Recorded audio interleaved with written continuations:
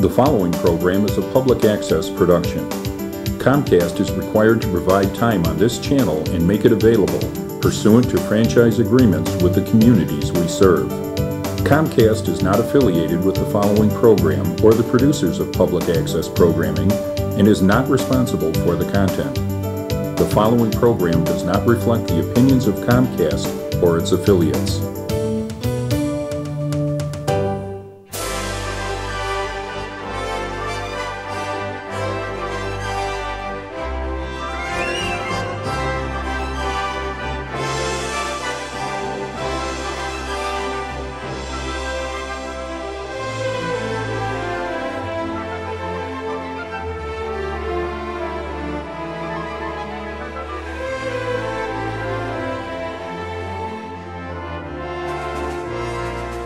It's all right, Langley. I knew this was going to happen. You knew what? Remember those kerosene lanterns I found? Yes, Homer, are you there? I'm prepared for this, Langley. Here you go. We just need a weekly supply of kerosene. What happened to the lights? I'm not giving any more money to those power company crooks. I'm flat out not. Why not, Homer? Because it's a racket, shaking us down for all that money every month. Not like we can shop round to get a better rate. We'll make our own light with kerosene. We haven't had to pay for water, have we? Oh no, we've done very well using the corner hydrant. Well, we beat the water company, and now we'll beat the power company. Those utilities think they can extort every New Yorker, but we're not going to give another cent to those thieves.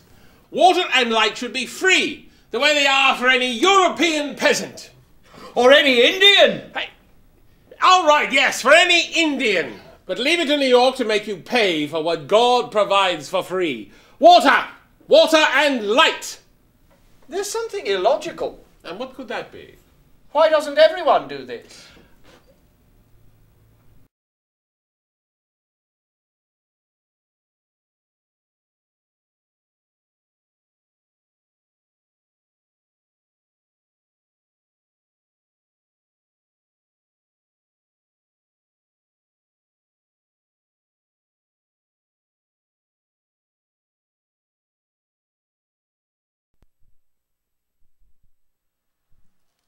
Welcome to Chicago Theater Review. I'm Frank and Gail, and today we have a very special show. We're not in the studio this time, but we're actually live at Timeline Theater. And we're starting off 2012 with a very special guest. This woman is well known in Chicago. She has just won the 2011, was it the Best Director? 2010. Outstanding director. You've seen her shows, especially if you've been to Marriott, Lincolnshire, if you've been to Drury Lane. She is very well known, very well talented, and all her shows speak highly of her. So today we're going to introduce Rachel Rockwell. Hi. Welcome to the show. Thanks for having me. We've actually been trying to get you for a while, but your PR firm Yes. is so strong. They don't tell me anything, they just tell me where to go. See, so it took 5 years, but we finally got you on the show. I'll give you my cell phone number, you can just call me. You're known for such great musical shows. You have done almost everything. You got the awards for Ragtime and a bunch of others at Drury Lane. You're outstanding. I mean, choreographing and directing. You are multi-talented. Thank you. Now you're coming from there to Timeline Theater, right. which is a completely different staging. I mean, most of the other theaters are known for doing shows that everybody's heard of, either on Broadway or in London, and here Timeline takes shows that are really not heard of and does wonderful works with it. I mean, They have never had a bad production in the time that I've been coming here. Oh, no pressure. Now, but you have taken a very difficult show, and which was big in London, but then flopped on Broadway, and it's called Enron. Yes. And which surprised me that it was big in London, considering this is an American disaster that happened in Texas. Oh, they love to laugh at us, though. It's easy to do when you see this, too. You go, how could this happen? And it's a very, when you read the synopsis of the show, it hasn't opened yet, so I'm waiting to see the opening of it. I mean, most Americans know about the Enron scandal, and that's basically the starting point of all the disasters that followed afterwards. Yeah. And people sometimes forget that. That was the key point. Yes, I think that's why Timeline wanted to do it, because it's extremely relevant now. It's what lessons did we learn from this, and how are we going to change our participation in these things in the future? You just have to ask questions about your money. If you go to a doctor and they say you have a disease, you get a second opinion. If your financial advisor tells you something, you go, oh great, thanks. So I think it's really an interesting and very, very timely piece right now for our society. And we're talking about deregulation again. That's a huge part of the GOP's platform right now, is deregulation. Well, we see what happened with deregulation, although I don't really know that a lot of people put the two together. And we need to know, we need to understand as a country what it means when you deregulate all of these huge... They make deregulation sound great, in the sense that no more government control, it'll be done by the private sector. Yes. But we keep forgetting, especially in America, that the private sector runs on a 5-letter word, greed. Yeah. And, you know, and greed and money, to me, are the same. Yes. And they all want to make huge profits. Right. And we allow 20 and 30-year-olds on Wall Street to determine what those profits are going to be. Yeah, it's amazing. You know, and it's interesting, in this play, it isn't the Democrats did this or the Republicans did this. It was their both parties' participation in deregulating. I mean, it holds both sides accountable to the degree that they participated. It's very interesting. And, you know, everybody gets it in this play because they were all involved. Clinton thought that deregulating the market would create competition, and the Republicans thought that deregulating the market would increase the potential for everyone to make money. Right. So everybody had a hand in it, which is, I think, very fair and really shocking. You know? Because, you know, we don't look at the timeline. I mean, this started all in the 90s when Enron started buying up other companies.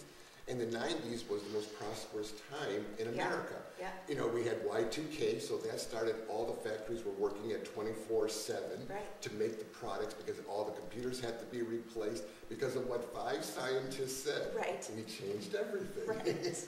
And so that was the start. And now we see, from Enron, we had the bubble with the housing market, which crashed, and then we had the stock market crash, and then we had the Ponzi schemes. Right. Yeah, it's pretty remarkable. Now, this was a big hit in London, and then it came to New York and didn't fare so well. Yeah. What do you think the transition was? Well, people were still really raw about this experience, and also I think Enron on Broadway had a real identity crisis. It was billing itself as a musical. It really wasn't a musical. It was a play that had musical elements in it, which to my mind is not a musical. A musical is where songs forward the action and where characters use songs to speak their desires. And that's not at all what Enron ever was. It did have some dance elements in it. And I know when they hired me here, at first I thought, oh, they're getting the musical girl, and I don't want to do this as a musical at all. And I finally just said, can we just limit some of the way we look at this and streamline and focus the way we look at this piece? It's a play that has musical elements in it and fantasy elements in it, which many plays do. So, you know, it's not an exclusive thing. So you've torn this apart, so it's not going to be anything we saw on Broadway? No, I don't think so. I mean, a lot of it is dictated in the script, and very cleverly. Lucy Preble is very smart. But no, we've chosen to handle things in a very different way, one by necessity, because we're in a small room. And, you know, it's not a $10 million production, and I'm glad that it isn't, because it actually made us be really, really creative about the way that we wanted to do these fantasy elements. But the text is what's really important, and so I think we've taken enough of the stuff away that you'll actually be able to listen to how wickedly funny these scenes are, or how horrifying they are. Well, that's one of the famous things about Timeline, being an intimate theater, very small. The people are, and they do staging, usually people are in a circle or we're in a U, but they're very close to the action. Oh, yeah. It takes place We're like, I wonder if we're going to hit the audience if we do this. So we're still figuring it out downstairs. But I want to just talk really quickly about when everybody went to see Ragtime, because somebody made a comment after the show that I just wanted to mention to you. We'd all seen Ragtime. We'd seen it on downtown. We'd seen it at other theaters, and I had seen it a couple times, and I said, okay, this is just kind of okay. I don't get, why it's this big thing. And then we all sat at Drury Lane, and we left, and one of my friends, who's a reviewer, looked at me and said, they may as well just put the writing on the Jeff Awards now. They may as well just put her name on it, everybody's name on it. The show is amazing. And I think that what we saw was something very different than we had seen before, which is the sense I get from all of your shows. That, we can see these shows over and over and over, and then you do a production, and it's like I've never seen the show before. Oh, thank you. Wow, that means it was so magical. But here I am seeing the same exact show, but it was the little detail things that you did. Of course, it was your casting, but to me, this was a whole new Ragtime that I just loved, and I think everybody came out saying the same thing. Thank you. And I think that's what we take away from with your shows, which is why I think we're all very much looking forward to this, because you have a whole different take, and it's just, and the audience gets what you're doing. And, people were walking out of there in tears, and I saw Ragtime 5 times, and I was like, never did I need a piece of Kleenex. Well, when people are walking out saying this is better than Broadway in Chicago, then you know you've got something great. But you're known for musicals. So this is going to be is this a new step for you? No, I do plays as well, Oh, but yeah, but it's smaller venues like Noble Fool, which is now Fox Valley. Right. And to me, honestly, they're all plays. They just, some of the dialogue happens to be sung. So there's no difference, really. It's just, we go a lot longer before we break into song. And that's fine by me, honestly. When you do musicals, do you still bring in a choreographer, or do you take on that role also because that is your main? It really depends on the show. 42nd Street, I worked with Tammy Mater because it's a monster, and she's the best tap choreographer that I know. And I thought, why would I do this when I could get, one of my best friends who I think is tremendously talented to do this with me.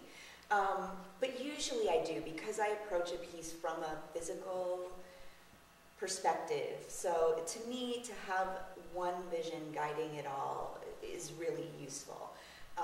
And I normally work with an associate, just somebody to help me so that I can multitask rehearsals. You work with Roberta? Roberta is my musical director, Roberta Duchek. But I usually work with Amber Mack. She's my associate, and I can say, go take this in the other room and, clean it or run it, or so I can work on dialogue or other things in the room. And I have to tell you, for people like me who've been doing this 15 years, back at the days of Drury Lane, Evergreen Park, or, to see a person's career evolve is amazing. And I have watched you through the years evolve, and you've really come into your own. And, you, Roberta, Tammy, I mean, I don't want to sound sexist or anything, but I love that all these women. I know, it's good. It's Yay good. for women. It's good. We always have a great time. But it's amazing. You used to do shows with Mark all the time. All the time. And, you just really, you're really a credit to this profession. Thank you very much. You really are. And you were well deserving of that award. Thank you. Any awards that you have gotten or will get in the future. You must have 2 shelves now just filling up with these. I don't. You will. Everybody keeps saying that, but I really don't. I mean, that Jeff was like, this is awesome. And by the way, you come from your mother is an actor. Her Yes. mother was in a play with Renee. Her mother's an actress Yes, as well. she's about to be in something at Provision Theater. Oh, okay. So, Yeah. so it's in your blood. And I'm just asking Yeah. her yesterday, what's Provision coming up with? Because it's another small theater that I love, some of their things. So now, how long is this play running till? Till mid-April, I believe. Okay. Yeah, I think it's April the 16th. So we got a longer run than Broadway, which is good. Yes. But then I was in a pub in London, because I go there every year, and I was talking to one person about theater, and why does everybody think sometimes it goes from London to Broadway, when it's actually better off going from London to Chicago or one of the other areas, fine-tune it for American audience, then go to Broadway. Yeah. And sometimes they do that, but most of the time they all think they have to spend the money to go to Broadway. Yeah. They just don't make it. But Yeah, it's a strange time on Broadway right now. It's a very tender time to try to produce something new that isn't a revival on Broadway. It's just and a that's shame my of time. major thing, is everything is a revival. Yeah. And it's like, come on, there's a lot of new stuff Yeah, out there. it's risky right now. Because you see it here in Chicago, we have a tremendous amount of theater companies, and we have a tremendous amount of new theater Oh, that absolutely. comes up with new plays and ideas. Yeah. I always like to ask, is there a show that it's somewhere in your future that you are just dying to do? Oh, I want to do Tommy, the Who's Tommy. Oh. It's a tough one though, you know. Subscription theaters get nervous about it because it's a lot, but I love it. I want to do it. Sound of Music was one of those that for years I was begging to do the Sound of Music.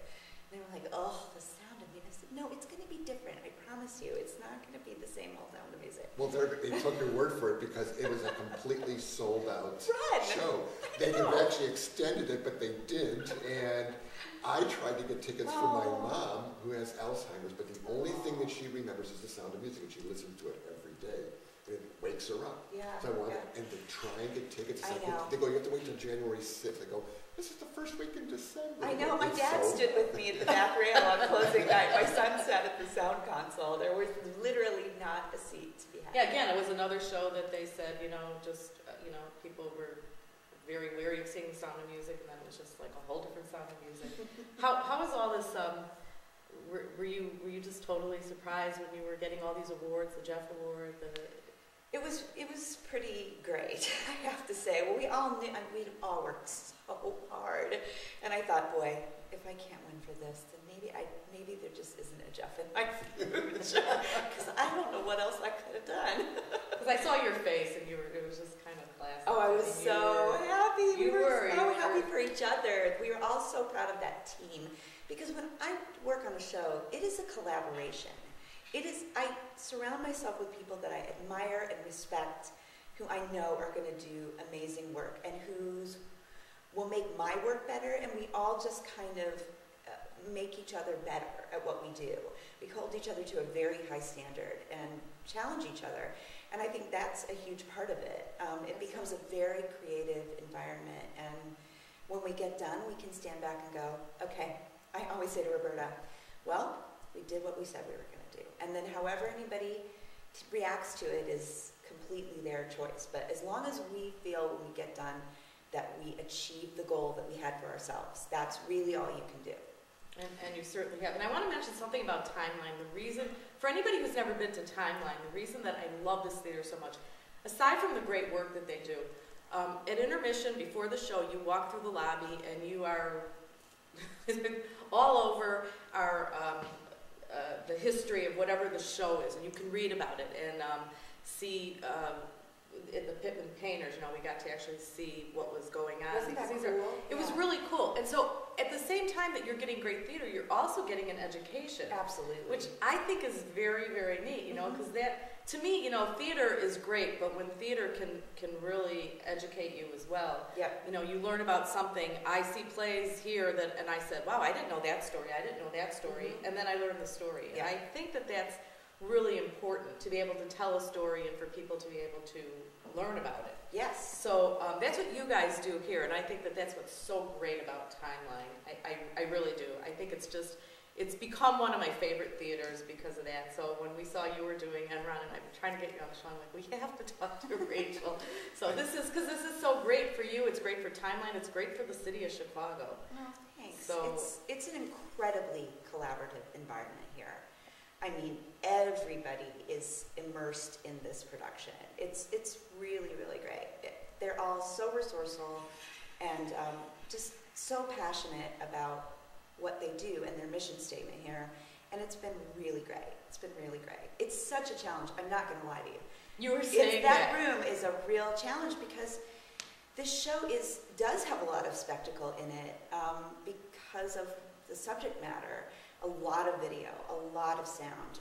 So we've really, we're really pushing ourselves. Everybody's really pushing themselves to come up with something really new and different for this audience. Does your vision keep changing as you go on? Well, you definitely have to make allowances for things. We had a moment the other night where we thought we had solved it, and then we got in the room and I went, nope, this is not going to do it. So I had to go away and rethink for a minute. And I think what we came up with is a better solution than what we thought was going to solve it in the first place. It's a simpler and more artful solution, which is always the way to go. Don't throw more tech at it.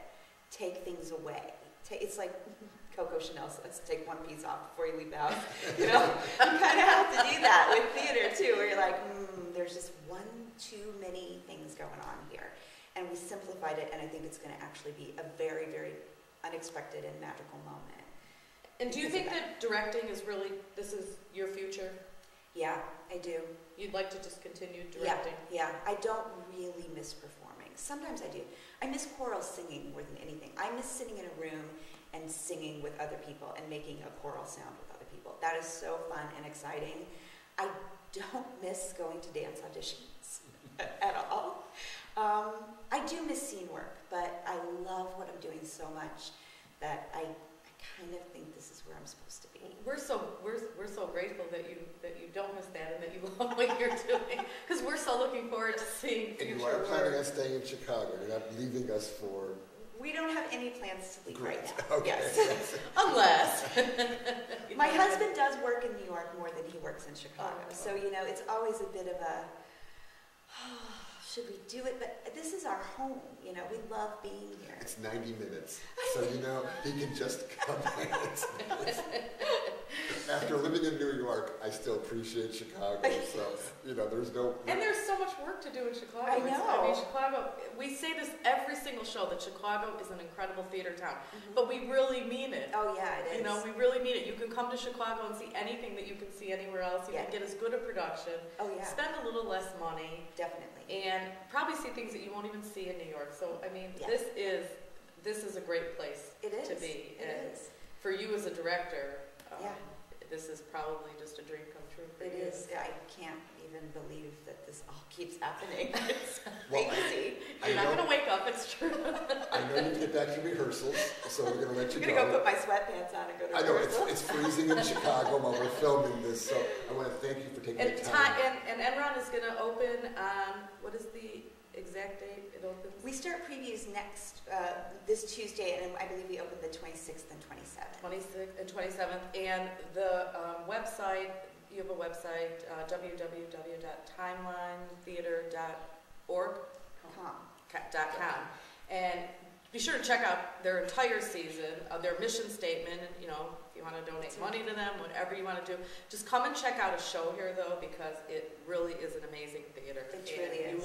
You will never be disappointed. I have seen almost every show here in the last 15 years, and I've never been disappointed. So, and I know yours is going to be phenomenal. So Thanks. be sure to get to Timeline, and you can get all the information on the website. Rachel, thank you for coming. Thank you. Thank you for having me. so I much, appreciate it. and Thanks. congratulations on all your achievements, and good Thank luck you. on all your future endeavors. Thanks. From Chicago Theater Review, I'm Frank and Gail, and we will see you soon. Thanks.